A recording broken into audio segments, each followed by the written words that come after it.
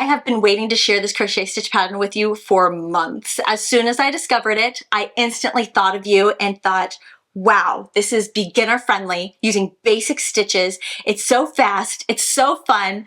I can't wait to share it with you guys. In fact, this stitch is one of the inspirations behind my 2024 sampler blanket crochet along project that I have going on my channel right now. When I discovered it, reading through the pattern, it's difficult to visualize what they want you to do. So if you were to just go to my blog, which is located on my website, crochetwithtiffany.com, you'll be able to find a free version of this pattern waiting for you. I'll put a link in the description section below, so all you have to do is click that link and it'll take you straight to it. Just reading the pattern, it can be difficult to visualize what is she asking me to do. So having this video tutorial is going to show you how easy the stitch is, and you're gonna be like, wow, that's crazy. In fact, when I found this stitch, I thought that I had already had a pretty good idea of all the different ways that you could use basic crochet stitches with each other, but I didn't.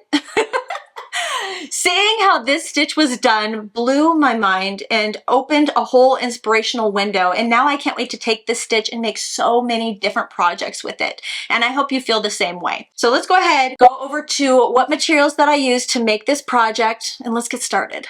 All right, let's go over the materials. So for this Little Nubs square, I'm using the yarn Cascade Yarns 220 Superwash Merino wool. The name of the color is number 106, or it's called Moonbeam, which I think is absolutely adorable. This is a solid size 3-weight yarn. It would be a really light size 4 if you really wanted to go there, but I'm feeling more comfortable with a size 3. If you'd like to substitute this yarn out for a different yarn fiber or a different color, or if you even want to utilize some yarn you have in your yarn stash, please do so. The crochet hook that I'm using is a G6 or 4.25 millimeter. And then you need all the regular stuff like a pair of scissors, a yarn needle, tapestry needle, a stitch marker will help you to keep the sides of your work straight, and a tape measure is going to help you to know when to stop or really to make sure you're staying on gauge. Go ahead and gather all of your materials and let's get started. The Tiny Nubs stitch pattern is worked in a multiple stitch count of a multiple of 2 plus 1. For the square we are making, I'm going to begin by chaining 45 chains. 1, 2, 3, 4, 5, 6, 7, 8, 9, 10, 43, 44, and 45. Awesome. For row 1, we're going to single crochet in the second chain from our crochet hook, and then make 1 single crochet stitch in every stitch or every chain all the way across. You should end row 1 with a total of 44 single crochet stitches. Coming to the end of row 1, last stitch. There we go. Okay, looking at row 1, we should just be seeing 1 row of single crochet stitches. Isn't that pretty? All right, moving on to row 2. We're going to start by chaining 1 and turning our work. Single crochet in the first stitch. The next stitch is going to be a BB or a blackberry. Here is how it's worked. We're going to take our crochet hook, insert it into the stitch, then yarn over and pull that loop through the stitch. Then yarn over and pull that yarn just through the first loop. Yarn over, pull that yarn just through the first loop. Yarn over, just pull through the first loop. Once you have 3 chains stacked on top of each other, you're going to yarn over and pull through the 2 loops on your crochet hook. Push that 3 chains forward and single crochet into the next stitch. And what that creates is a little nub. Isn't that just the funniest thing? Like, what? Okay.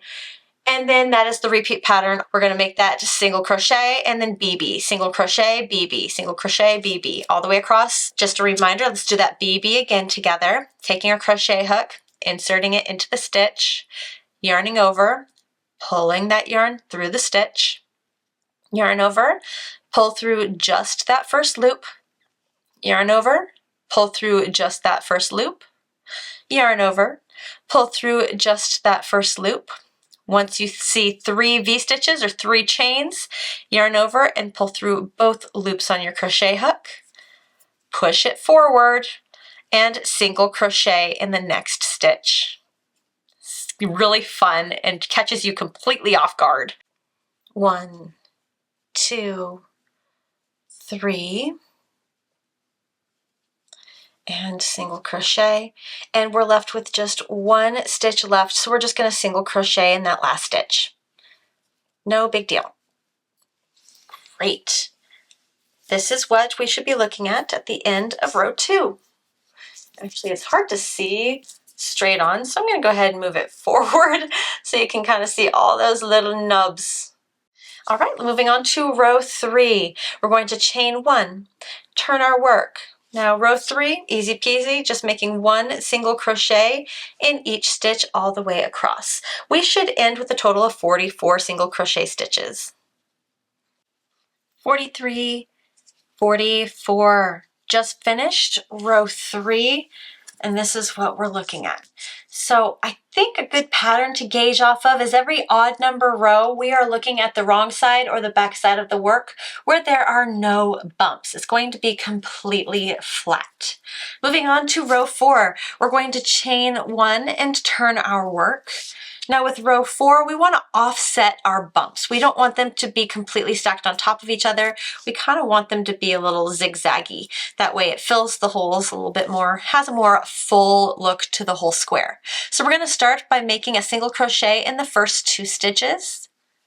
1 and 2, and then do the BB or blackberry stitch where we insert our crochet hook into the stitch, yarn over, pull that yarn through the stitch, then yarn over, pull through just that first loop, 1, 2, 3 times, 3 chains, then yarn over and pull through both loops on your crochet hook, push it forward, and single crochet in the next, and repeat.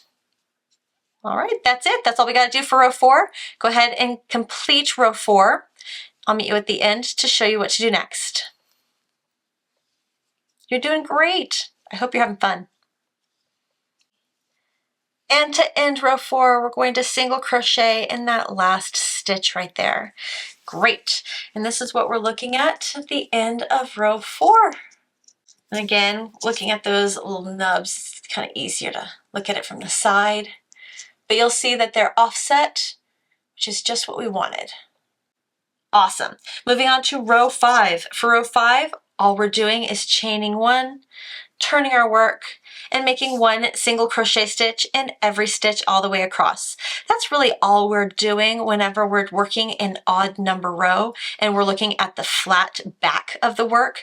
We're just making one single crochet stitch in each stitch across. Right, finishing row 5. Fabulous. Okay, here we go. That's what we're looking at for row 5. All flat, looking real pretty. Great. All right, for this pattern, we're going to chain 1, always chaining 1 for this pattern, just so we can turn to the other side. For this Little Nubs pattern, all we're doing is repeating rows 2 through row 5 over and over and over again to meet the length dimension that you want. For this square, we're going to repeat rows 2 through 5 until we reach the end of row 53, and then we're going to stop. I did go a step further, and if you would like to use this stitch to make other blanket projects, I think this would make an awesome baby blanket just because it reminds me of some of those really cool textures of current baby blankets that are out there. Very sensory.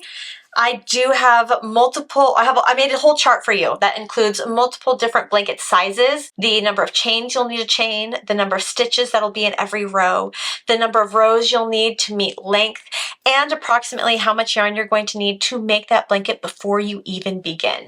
I do have a couple other tips for you as well, such as what are some really fun or complementary finishing touches that you could add to a blanket made with just this particular stitch. And honestly, I'm going to go very, very plain. We do not want to make a border that is going to compete with all of this going on right now. So the border, I would say, make it very plain. Just let it border the work. A simple single crochet border would be perfect. seriously. Or if you wanted to, you could even add some tassels or some fringe, but I really would be careful how much you add. I would not even add a picot to this. Nope, pom-poms would be too much. So I would just say stick to something very basic for a border to complement this pattern, and it'll look great. A simple border would look fantastic with this particular high textured stitch. This is also square number 6 of our 2024 Sampler Blanket Crochet Along project. If you're just hearing about this project for the very first time, please go to my channel and check out the other squares available for you to test out and have a lot of fun just playing with multiple stitches. Thank you so much for watching this video. I hope you had fun learning this new Little Nubs stitch technique. I hope you have the best day, and I'll see you in the next video. Bye guys!